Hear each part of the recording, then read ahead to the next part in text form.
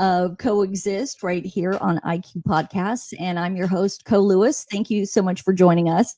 And we have a power packed show today because I don't know if I'm actually qualified to be here because I don't have a PhD, but my two guests do. I have Heidi Perryman of Worth a Damn, and I have Michelle Lute of Project Coyote. Ladies, welcome. I'm so happy that we could coordinate all of this. And I wanted to have you guys on the same show for a reason, because you guys are dealing in aspects of conservation that are kind of very important where we are in the Western US, but it applies across the US. But these organizations, I was digging in and I'm like, wow, that's the beauty of this Coexist podcast. I have learned so much about the world and wildlife through talking to people like you and learning about your organizations. I mean, I'm pretty dialed in with everything in Africa because that's where Nasefu Wildlife is based. So I think I got that covered. But when dealing with Project Coyote or Worth the Dam, dealing with especially Martinez Beaver Project, which now the blueprint has gone across the country, I'm really excited to talk to you guys, give your organizations the love and support and exposure that you guys deserve because you're doing great, great work. So glad to have you here. Thank you. Thanks. Well, thank you so much for having us. Sure. So we're going to start off with Heidi Perryman, again, a PhD. And this is an amazing story. Larry Laverty, once again, helping out. And he said, you've got to learn about the story of Martinez beavers. This is where a town rallied around this little group of beavers in urban Martinez, and it became national news. And Heidi Perryman was with this project from the get-go. And I just learned so much about the importance of beavers, like they're the eco-engineers. So Heidi, tell me about this organization and what you guys have been doing. It's amazing. This story is amazing. Well, certainly when the beavers moved into our town, which is kind of a refinery town, northeast of San Francisco, the city wasn't sure that they belonged in the creek. And they originally decided they were going to be killed.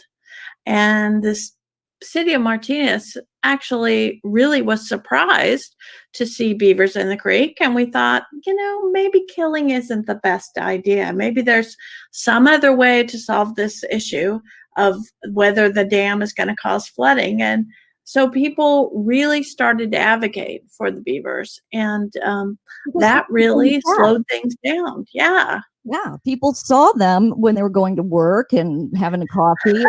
And yeah, you could cruise into a Starbucks, buy your morning latte, and you could actually look out on the creek and you could see the baby beavers. You could hear them even. Beavers make a really amazing sound when they're young. And it was this sound that got me involved because I thought, gosh, if I let these beavers be killed, when am I going to hear that sound again?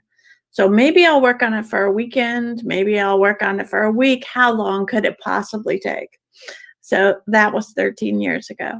Yeah. And here you are. And Worth the Dam is your organization that you are founder and president of. And this is not only an organization that was dealing with what was going on in Martinez, but it turns out that now you offer services around the world. I mean, especially around the country, of people who have issues with beavers and how to work around to make everybody happy so they can coexist. Get it? Right. No name, coexist. Yeah. So, back when Martinez did this, it was so unusual. Nobody had ever heard of beavers showing up at the urban creek. And we had to figure out everything on the fly and figure out how to resolve problems and deal with the media and deal with the issues that came up. And we really wanted to make all that information available for everyone so that when this issue came up in their town, they would know just what to do. And so that's why we started the website, and that's how we got involved on a national and international way about this project. The interesting thing, and I don't recall working with an organization yet, not only did the town, Michelle, you'll love this, not only did the town rally around these beavers, but you took it another step where you have Beaver Festival. I mean, you really, people are wearing like beaver hats with the tails and costumes. I mean, you guys really embraced these Well, animals. yeah, I mean, part of that came from the fact that the city was never really excited about the beavers. They kind of got public pressure and decided not to kill them for a little while. Well, no, we won't kill you today, but we'll see about it tomorrow. And we thought, maybe we could keep the public pressure on if we held a party for the Beaver Festival. And that's how the festival started. And so that was a tiny little, 2008 affair of a few wildlife groups. And it turned out to be such a great teaching opportunity about urban wildlife and involving the communities in engaging nature, that we've held it every year. So now the festival is about, 1,500 people and 50 wildlife groups. And it has been kind of a beacon for wildlife groups all over. It's amazing because what a great way if you've got an organization and you're trying to bring attention to the plight of a certain species or whatever it is, if you kind of sensationalize it and market it, it actually kind of works where you embrace this and like, you know what, everybody's going to have beaver hats, the fake beaver hats. They're going to have muralists. I mean, I was wowed by how you got a hold of this situation and just created a Well, I mean, out of it. yeah, I think what was really surprising to us, and which became kind of something we learned, but just by accident, was getting the community involved, getting kids involved. That really got the media involved, and that really made the politicians do the right thing. So it was kind of a 4-star program that just happened by accident. And the importance and I'm glad, like I said earlier, the beginning of the show, that we're dealing with Project Coyote and talking to you guys is because people don't realize the importance. We were all put on this planet to get along, to coexist, and everybody has a role on this planet. Yeah. And, beavers, you may think they're pests. They may be, building dams, causing all sorts of issues. But it turns out, I mean, their importance in the ecosystem is stunning. I mean, they're a keystone species. I mean, there's really an importance behind them. And when you sit there and hear these buffoons go, just kill them all, they're just nuisance, it kills me. I mean, it just keeps me up at night because people don't realize when you do that, you are starting a whole nother set of problems by eliminating this species. Yeah, well, I mean, that was really something I learned as we went along, that beavers have a huge role in biodiversity. They have a huge role in water storage. Obviously, that's really important to California. And now emerging research is showing that they have a huge role in fire resilience, not only preventing fires by creating these wildlife refuges during fires. They actually make it more resilient so that the wildlife and the plants spring back quicker after a fire. So it is so important that we begin to think more seriously about California's relationship with beavers. And because for our listeners and viewers who aren't in the state of California, as you know, if you just watch the news, we're always on fire. We're always on fire. It's literally, we might as well just be a burning planet. And when I first moved here, wildfire was not all the time. It is now a year-round thing, and we have incredible repercussions because of them. And that you guys are talking to people about the importance, especially with our wildfire issues, and that the importance of the beavers. This is where we should turn to nature and ask for help. Like, what have we done wrong? What have we shifted out of proportion here? How can we get it back? Because we need all the resources, because you can throw $1 billion in aircraft and stuff like that, but the wildfires are so much bigger than that now. They're so much bigger. So Yeah. use nature as a tool to fight is a very kind of pioneering view right now. What people thought were pests, maybe saving your life. Yeah. Yeah. And I mean, I think that as we are thinking more about the climate changing, and we need species that help us maintain our resilience, both to droughts and to floods and to fires. And beavers do all those things. And I realized, doing my research here, that when beavers are in a community and they're in the habitat, the chain of animals increase dramatically. Unbelievable. Yeah, Yeah. like So when we decided to live with the beavers in Martinez, we had an expert come in from Vermont and install a special pipe in the dam so that it wouldn't flood. That's called a pond leveler. And basically what this meant is that the beavers could stick around and maintain their habitat, and that changed the bugs, and that changed the fish, and that changed the birds. And so we ended up with new otters and new mink in the creek in the middle of an urban town. We would have wood duck or hooded merganser. It was a really wonderful opportunity to see nature blossom. And because of that, when now organizations are reaching out to you in their areas, what do you Right. do when, let's say I'm XYZ city and I reach out to you and say, hey, we've got a beaver issue here. Like, what do we do? Yeah. Yeah. Well, I just got circulated an email from actually someone from Project Coyote who is involved with beavers in Napa, and the beavers are eating some vineyards. And so the question is, what can we do to keep them out of the vineyards so that they can stay alive and do their good jobs? And so I'm talking with them right now about exclusion and using electric wire to protect vineyards, which is what we've had some success of, because you obviously can't wrap every vine, but you could mark off territory where they can't go.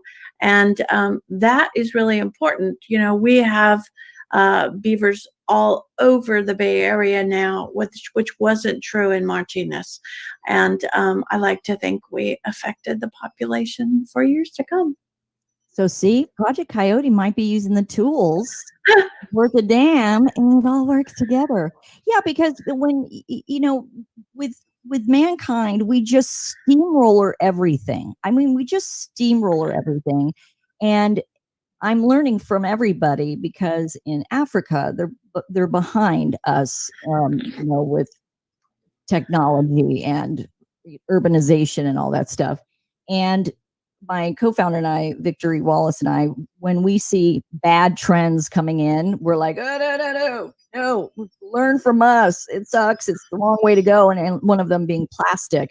And we're like, oh no, we have got to change the mindset here, because they've got the single use stuff now. And I'm like, oh my God. And then you're seeing the trash buildup. So having something like this, when locals might say, oh, this species is doing this and they're wiping out this, we're like, okay, wait a second. They were put here for a reason, for the health of the planet. You can't just take one piece out and think the building is going to stand. Like, take the girders out. Good luck. It's going to fall. It will fall. I don't know when, but it's going to fall. And so learning these techniques and these things, that's really interesting. So it's good. And how are you spreading the word of your experience and services? Well, actually, right now we are having conversations about having a summit to talk about beaver issues in specifically my state, where California is actually behind other states on the Pacific coast, because Oregon and Washington are much smarter than California. And so we got some catching up to do. And I would love for people to be talking about this on a larger scale. And I actually think we're bumping into that happening, especially with the fire issue. So where do you see, let me ask you this. California is not doing well with the beaver population. Are we getting worse? Are we getting better? Where are we standing right now, say from 10 years ago? Oh, we're definitely better than 10 years ago. You know, like everywhere else, California's beavers were almost completely trapped out during the fur trade. And so the population has been rebounding. But during the time that they weren't there, we got used to them not being there. And we're all surprised when they come back and try to move into our creeks and move into our fields and do their beavery things. I think that it's important from my point of view that people have to know not only how to live with beavers, but that they have to also learn why. So the how and the why is the big issue that Worth the Dam, I think, has really been tackling with.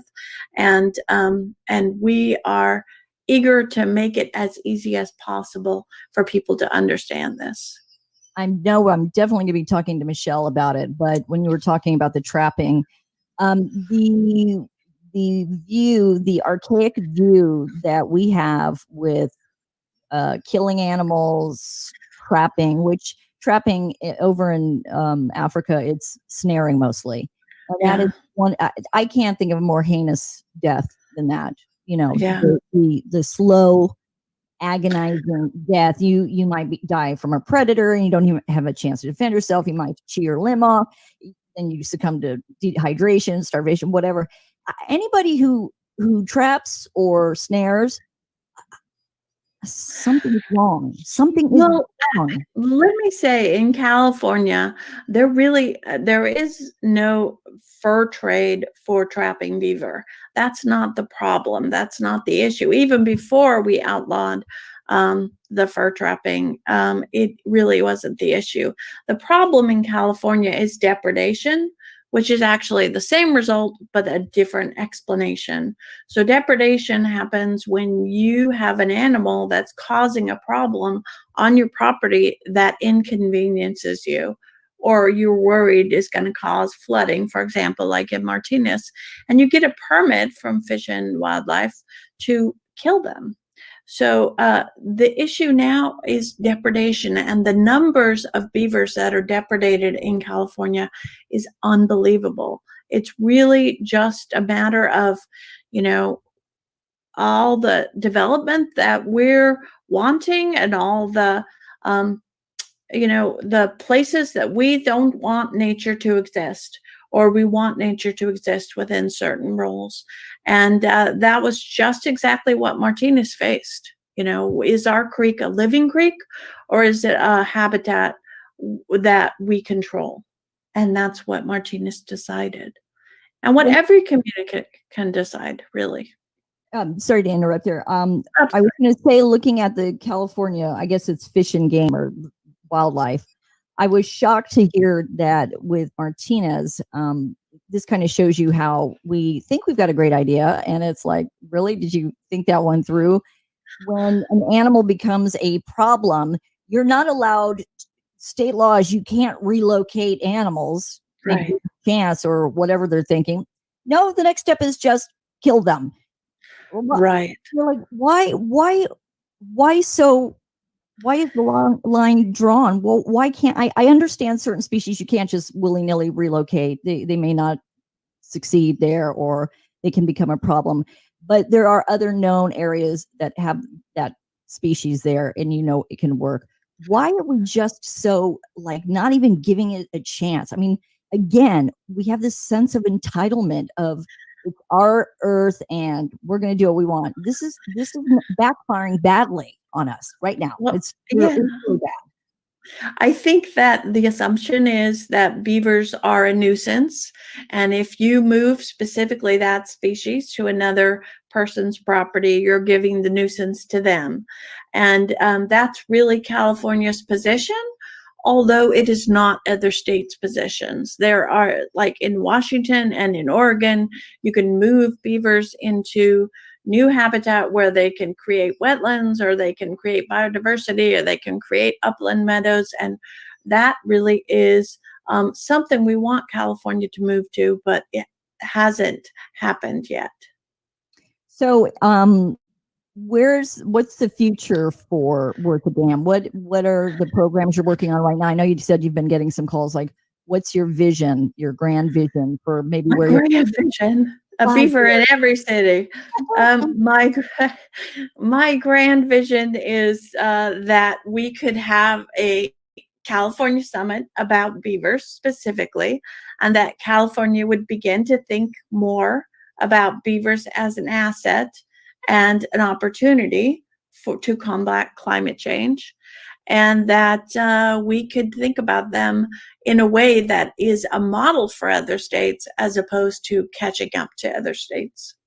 Are you working closely with the state of California, like the Fish and Game or any other organizations? I'm not personally, but I'm working with some people who in the Fish and Game department who are open to cooperating with beaver. I'm probably more of a burr in their side than a benefit right now.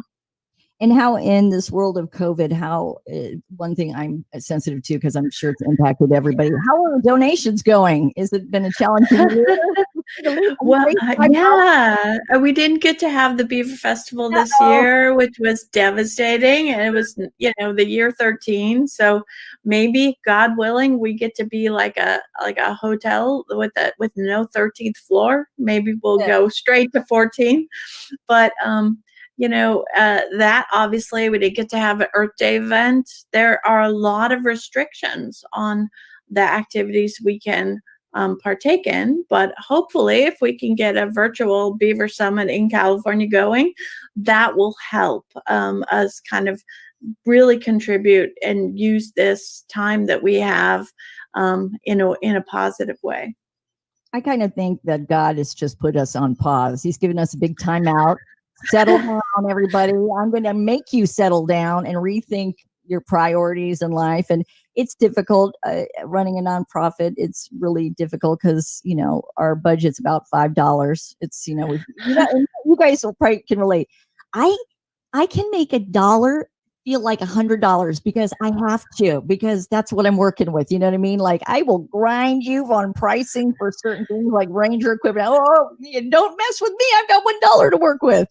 So I'm sure you guys feel the same way. It's challenging when you've got a foundation and it takes money. I've got a Ranger team. You've got expenses. I'm sure Michelle's got huge expenses with Project Coyote. It's an expensive thing to be in. But if somebody wanted to help you, Heidi, how can they support you guys? I would definitely love to hear from them. They can support us either financially, or they can contact us and we could kind of figure out the ways they can help in other ways.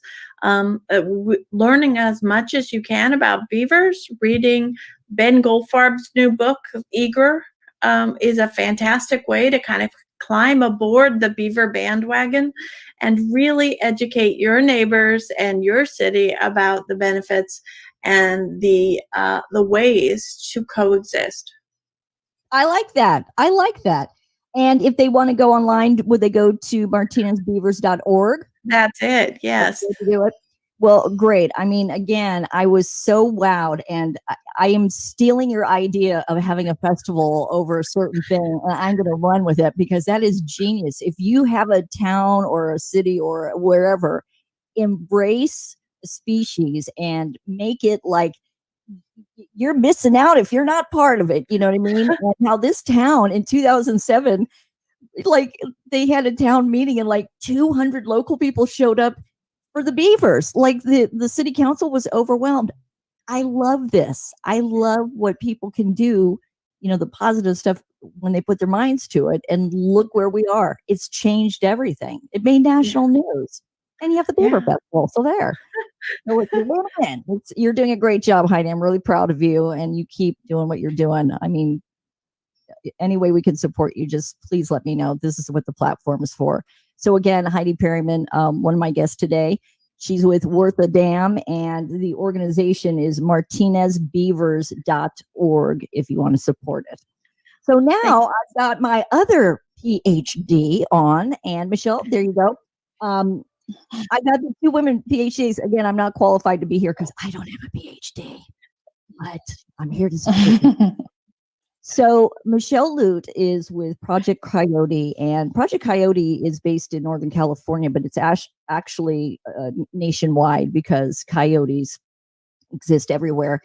And funny that you're on, Michelle, because I had heartbreak because I lost one of my cats 4 weeks ago to a coyote in a freak thing where we didn't realize he'd gotten out the door, and of course, I found him the next day, and it's the worst. I've lost a few pets, even though you try hard to keep them in. Oh, sorry. And and I know a lot of people have experienced that. If you live in the country, in a rural area, even in town, you see coyotes, and everybody's like, "Aren't you? Just doesn't that make you mad?" I'm like, I'm heartbroken, but coyotes have every right to be here too. They have to survive too.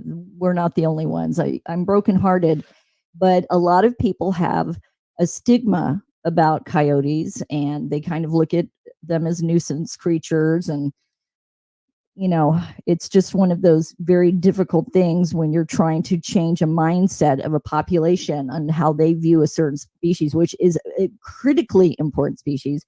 But Project Coyote's mission statement is it's a national nonprofit based in Northern California whose mission is to promote compassionate conservation and coexistence between people and wildlife through education, science, and advocacy. And I couldn't agree more. So welcome, and thank you for doing what you do. And how long have you been with Project Coyote? Oops, can't hear you. Just a couple months, actually. I've been collaborating with them. Oh, there you go. Yeah, there is you it are. okay now? You're all good. You're all good. So you said a couple of months you collaborated. All right, awesome. Yeah, so I just started recently with Project Coyote, but I've been collaborating with the founder and executive director, Camilla Fox, for going on 7 or 8 years now. So we go far back in terms of collaboration, but just now officially one of the Project Coyote family. Gotcha. And I see that you are a conservation scientist and advocate. You're a daughter of a farmer. You have 30 publications in ecology and social science, and you've worked in the National Park Service. So where I know coyotes have their purpose. Of course, they are part of ecology. They are eco engineers as well. What does Project Coyote do? How are you out there educating, and what are you guys doing to help sustain and keep people and coyotes coexisting? Great question. We're doing so much. So we've got 6 main programs. Reforming predator management includes our campaign against wildlife killing contests and a number of other areas where we're trying to change lethal predator control paradigm to a non-lethal coexistence model. We've got the Ranching with Wildlife program that works on the ground with ranchers to allow coyotes to coexist near sheep and cows. That includes the famous Marin County model that Camilla Fox implemented a number of years ago, where they created a new program to replace the USDA Wildlife Services, who are the federal government that basically comes in and kills coyotes with aerial gunning, traps, poisons, you name it. They've got it in their lethal arsenal. And the people of Marin County spoke out saying they did not support that model, and they replaced it with their own. So that was a grassroots, really great model for replacing lethal predator management with something better, more sustainable, and more based in science. Speaking of science, we also have a program called Science and Stewardship, and a really great science advisory board with members that are world-renowned scientists in carnivore coexistence. So we work with them quite a bit to promote the best available science and make sure that it's being used in policy to use the best tools available for sharing space with wild nature. And what are the state of coyotes, let's say in our state of California? is the are we making a dent on making people aware of their purpose and the need to have these animals in our world, because they are very important, again, a very important species. A lot of why humans turn animals from looking at the value of them into, oh, they're pests or they're species, or I know a lot of it has to do with farmers and ranchers and all that stuff. I get that, and I have a real problem with the ranching industry overall. But are we getting better about understanding coyotes now? Are we more empathetic with their purpose in life? I think so. Yeah, generally, I think as we've seen coyotes expand across North America, we see that people are easily and without even knowing it, sometimes coexisting with coyotes everywhere. We've got coyotes in O'Hare Airport in Chicago and downtown New York City. They're everywhere. And so I think the more that people realize that coyotes are in their backyard and take a few measures, easy measures like not leaving pet food outside, we realize that it's not that hard to coexist. And so we see that as progress in a lot of places. But unfortunately, these outdated ideas about coyotes being inconvenient or a nuisance still hang on in certain places. So we've got lots of wins, but there's still lots more work to do. Yeah, and I just heard that Washington State ended the is it just me, or is the concept of a killing contest like something out of the Dark Ages? I mean, really, Yeah. I thought the Enlightened was really you have to you give money for shooting what you deem to be pests. I if we don't change our view on this planet, we are doomed. End of story. These animals aren't for money. These animals serve a purpose. And yeah, I understand that populations can get out of control, but there are other measures that are just less, vicious and basically evil. So, if you were living in a community where there were coyotes and there were issues there, if you went into that community, what would you say would be the first things you'd say to keep yourself safe and your pets safe? And like, what are some really good ideas for people to, learn?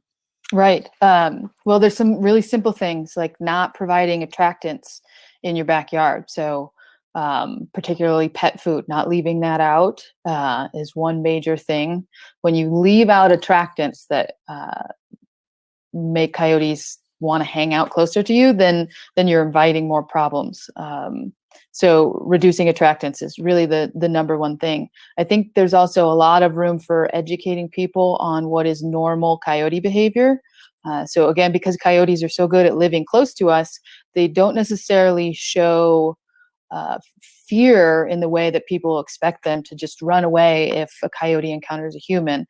They're curious in animals, and they're going to check you out because they're learning from humans, and humans need to learn from coyotes and understand what's normal behavior. And that means that coyotes are going to check you out. They're going to check out animals, and they're going to protect their dens in the spring. So educating around that is also really important. And then changing human behavior.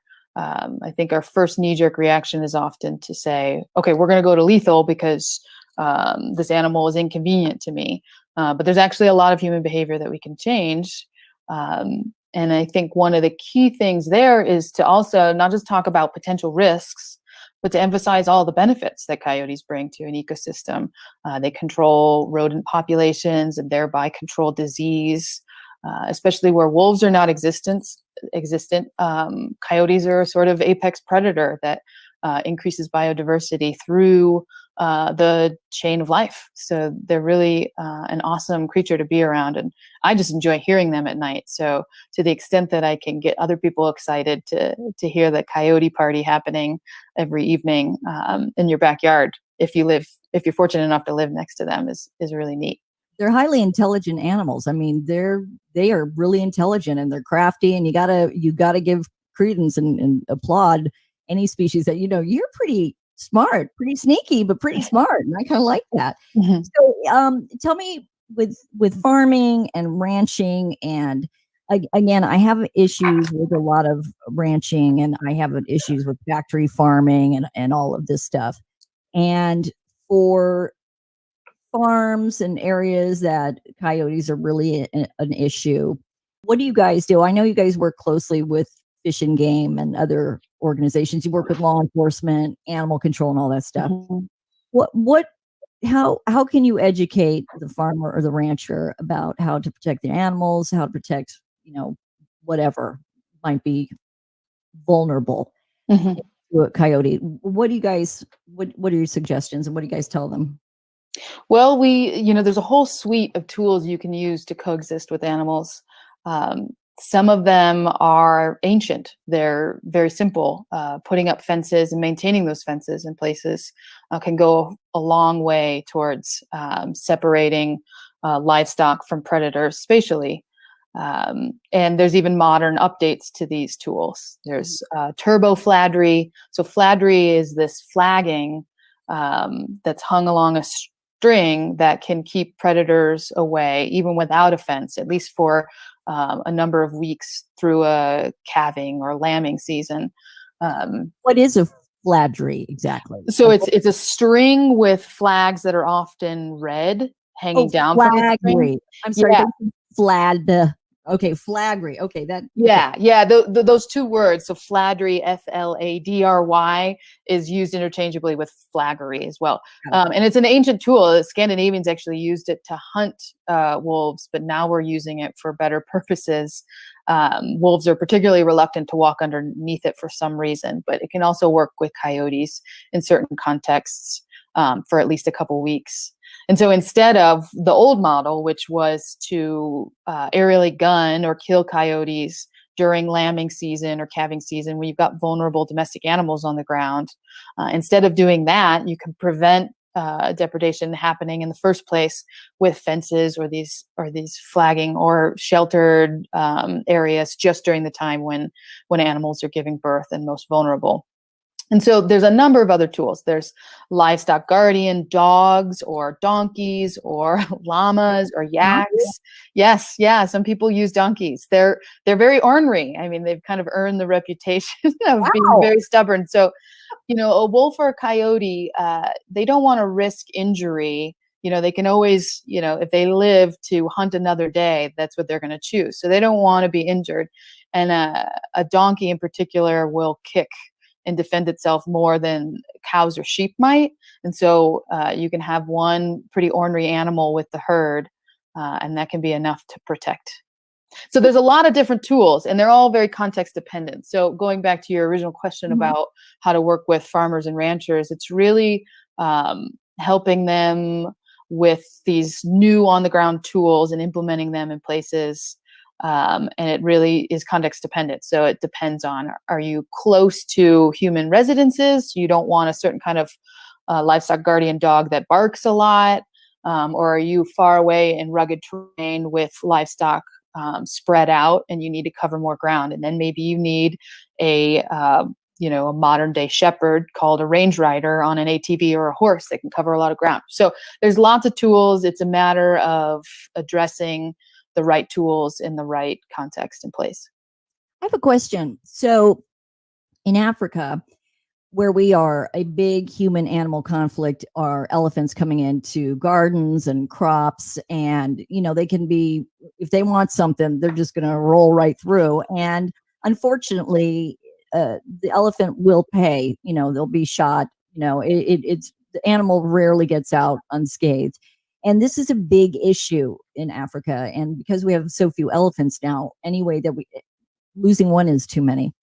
So one of our programs is beekeeping and the biofencing with bees. And it's crazy. As big as elephants are, they are deathly afraid of bees. So not only are we trying to start, generating income for people with beekeeping and getting honey and selling it and being able to support themselves, we have another an ulterior motive where we want to break off hives and take them to vulnerable areas and string them up because they're very effective in keeping certain species out because animals just don't like bees. They're too fast. They don't know what's going on, and they'd rather just move along. Have you guys ever considered biofencing with bees with farmers and ranchers? Because then they can actually generate a product and make a little money. Right. Yeah. I mean, that's an amazing idea. I think there would need to be some testing on the ground whether that would work for various other species, but I'm all for working with nature, not against it. So more of those ideas need to be shared because that's really Yeah. cool. Yeah, it's really effective. And at first we started out, and we're like, gosh, how long is it going to take to establish a hive and all that stuff? But we're having a success, and we're about to launch where we're going to distribute them to vulnerable areas where we know crops are, and the villagers. We have to be the mediators. We have to listen to their concerns, but we have to share why we're trying to save these animals, because if there are no animals, there's no tourism, and you're really going to be in trouble. So if everybody understands where everybody is in the equation, something like that where you can actually earn income, you can help the flora in the area, and you're protecting your animals could be a good deterrent. Yeah. I'm assuming coyotes don't like bees either. People see a bee, they're like, I gotta go. Right. Away. Yeah. But yeah, so that's interesting. So throwing it out there, maybe you can apply it and try it in an area and see if it actually works. It might actually work. So the other stuff that you guys do, looking on your website, because you guys are doing a lot. Like, do you have like groups all around the country that are executing the Project Coyote plan? How do you guys get the word out on a national scale? Well, we rely on email engagement with supporters, and really one of the keys is a vast network of really dedicated, really skilled volunteers. That's really how we've gotten the job done in lots of places. So we also, I didn't mention this yet, but we have a Coyote-Friendly community program where we try and implement some of the things I was talking about before about human behavior changes and reducing attractants and teaching people normal coyote behavior, or if there are problems developing, how to haze coyotes away from an area. And that's really been the key to that success, is having people on the ground in these local places to implement these programs. Same with our Keeping It Wild program, where we work with educators in place and provide materials to educate young people on these issues. So really, it's a vast network of really dedicated volunteers that have helped us. And then, of course, we also work in coalition with other nonprofit organizations that have their own resources to contribute to these shared goals that we have for promoting coexistence. And because you guys are and work with coyotes, obviously there's like carryover into wolves and in situations like that. I mean, there's a lot of stuff like symmetry. There's a lot of stuff that's similar, and what works for the coyote might work for the wolf, and vice versa. How involved are you with other animals, or is it just mostly coyotes? Very involved. So despite our name being Project Coyote, and that was the focus, and still is, we work with a lot of different issues. So right now we're engaging with a potential proposed trophy hunting of black bear in Missouri. There's a federal regulation change. I know. Yeah. It's hearing this crazy. Thank you. Yeah. And another really crazy one is what they're doing in Alaska to all kinds of carnivores, including brown bear, in proposing a regulation change to allow baiting as a hunting tool for brown bear, and trapping in a wildlife refuge, in a national wildlife refuge. They're proposing allowing this. So we will show up and help with any of these issues that we can contribute to. It does not matter the species. One of the unique things about Project Coyote is that we don't just focus on threatened and endangered species. We focus on coyotes, bobcat, a number of species. Anybody who needs help, we're really trying to promote coexistence with any of them, all of them, and the intrinsic value of all of these species. So we're not prejudiced for or against any particular species. We're promoting them all. Do you guys have a legal arm to Project Coyote? Like like somebody, an attorney that you can send up to Alaska, basically, in my words, like, what the hell are you doing?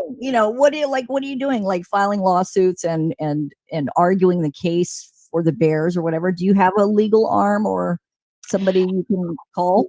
We work with legal counsel that's outside of Project Coyote or within our advisory board that helps us with that. Or we, collaborate with other organizations that have more of a legal arm. We don't have any paid lawyers on staff, but we collaborate with lots of folks who can help us with the legal side. I wish I had that, because I really think I'm hoping to get an attorney named Brian Peace on, and he's an environmentalist and does conservation work, because I think that the future is being able to take these people to court or states or governments and stuff like that, because,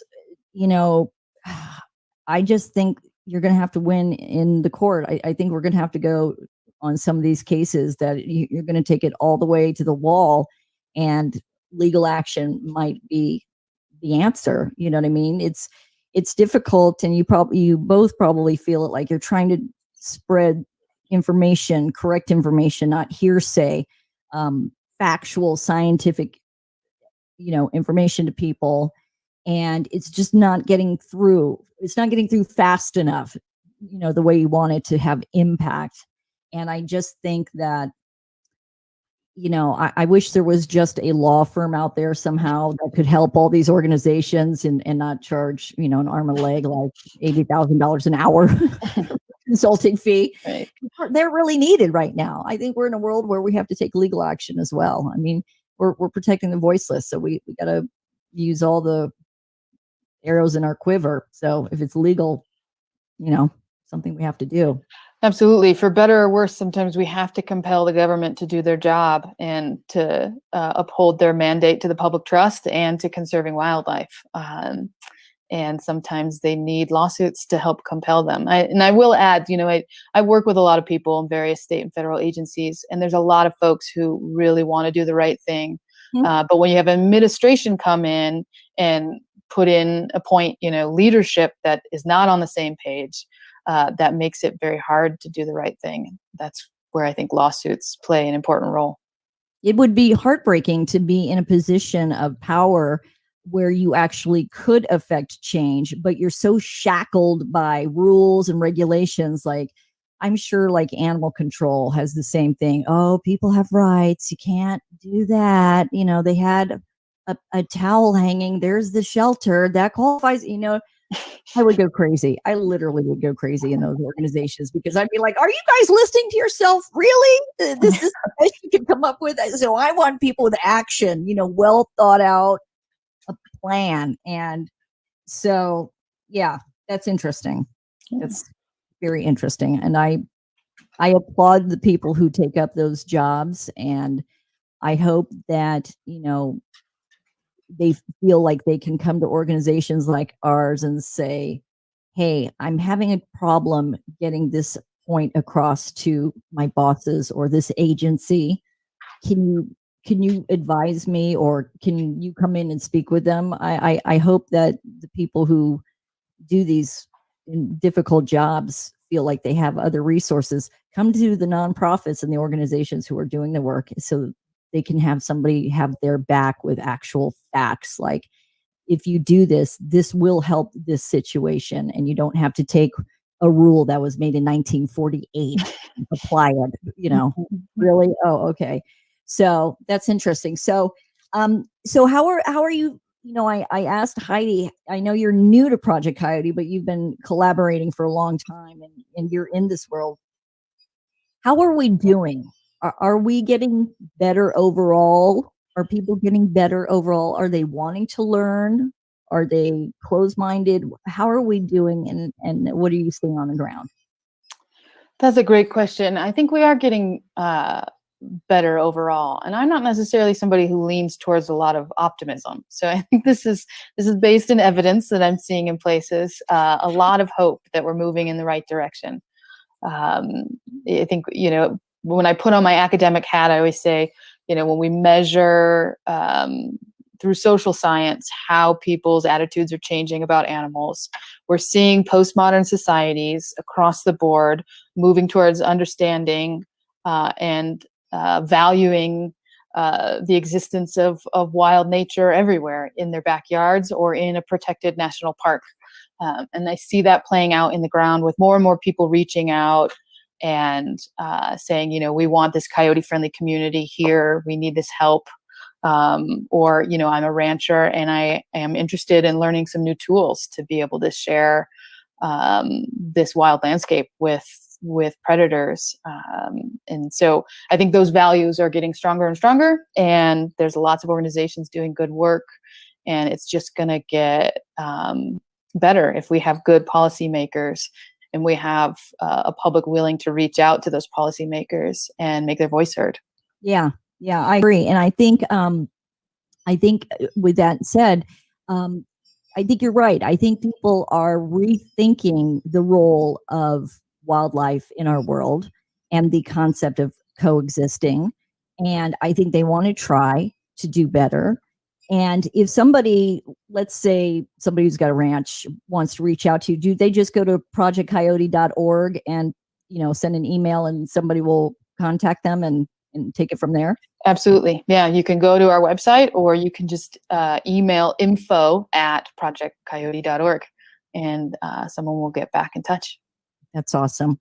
Well, ladies, I have to tell you, I have learned so much from both of you. Again, Heidi Perryman of Worth a Dam and Martinez Beaver Organization, and Michelle Lute with projectcoyote.org is her website. I've learned about the power of people, and I'm inspired because you guys have just taken up this mantle and you're doing something. It's not a high paying gig that we have, that's for sure. Oh, that's right, we don't make anything. That's right. But I'm inspired because the premise and the thought behind Coexist is to have people inspired. They're going to hear something, or they're thinking, gosh, I've been wanting to do something, I just didn't know how to do it or how I went about it. And whatever species, or if it's land or forest or whatever, that they're inspired to do something, because it really takes one person to create great change. And again, my big takeaway with you, Heidi, is just that is the greatest thing I've ever heard, what you did in Martinez, in completely embracing the beaver population as like the mascot of Martinez and just making festivals and kids wearing costumes. The greatest thing, because it's imprinted. Nobody's ever going to forget what you guys do and the impact. And now that what you guys did is being applied in other communities in the U.S. And I say, God bless America. I think that's the greatest thing I've ever heard. And I am taking that to Zambia. Believe me, I'm taking that idea back there.